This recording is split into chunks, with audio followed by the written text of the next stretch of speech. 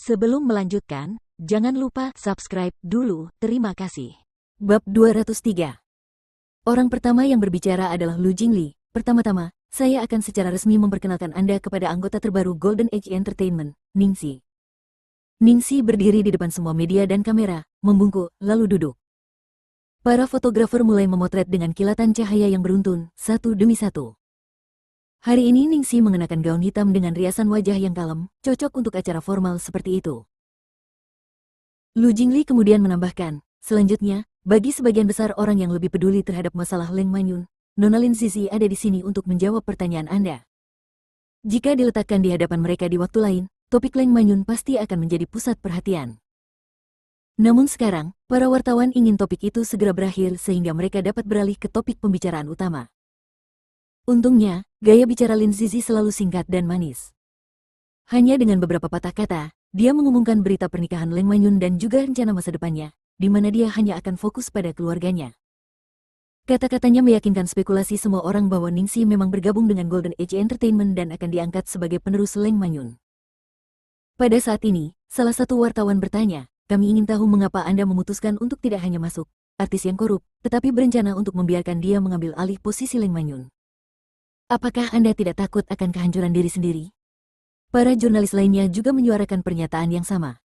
Tanda-tanda yang merusak diri sendiri itu bagus. Itu menunjukkan bahwa seluruh perusahaan itu buruk. Saya ragu para eksekutif tingkat tinggi mendukung hal ini. Golden Age Entertainment pada akhirnya tidak dapat lagi mengatakan apa yang baik. Lu Jingli menatap Chen Jing, yang bicara selanjutnya adalah pengacara Chen, harap diam. Pengacara Chen? Baru saja, mereka juga heran mengapa ada pengacara di konferensi pers.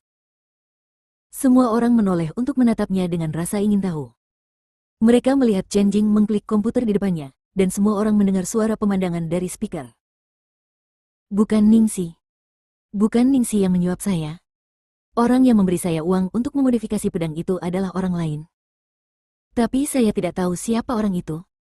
Saya menerima email anonim. Pihak lain dalam email itu memberitahu saya apa yang harus dilakukan, lalu langsung menyetorkan 100.000 sekarang dan 100.000 lagi setelah selesai. Suara itu berhenti, ruangan menjadi sunyi selama 3 detik, lalu para penonton menjadi gempar. Lu Jingli melirik dengan pandangan dingin, tolong diam. Para wartawan segera terdiam, menatap dengan terkejut. Kemudian layar besar di belakang Chen Jing menyala, memperlihatkan 2 gambar. Satu gambar memperlihatkan alamat IP email anonim itu sebenarnya adalah alamat Ning Suelo di apartemen Pearl River. Gambar lainnya memperlihatkan bahwa akun anonim itu sebenarnya milik asisten Ning Suelo, Cui Caijing.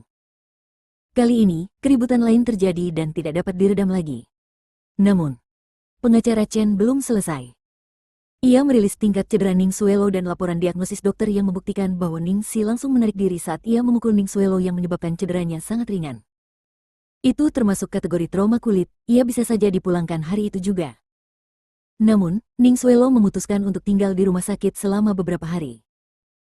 Dan setiap kali dia berada di depan wartawan, dia akan mengklaim bahwa itu adalah cedera serius dan dia lemah karena kehilangan banyak darah, dengan sengaja mencoba untuk mendapatkan simpati.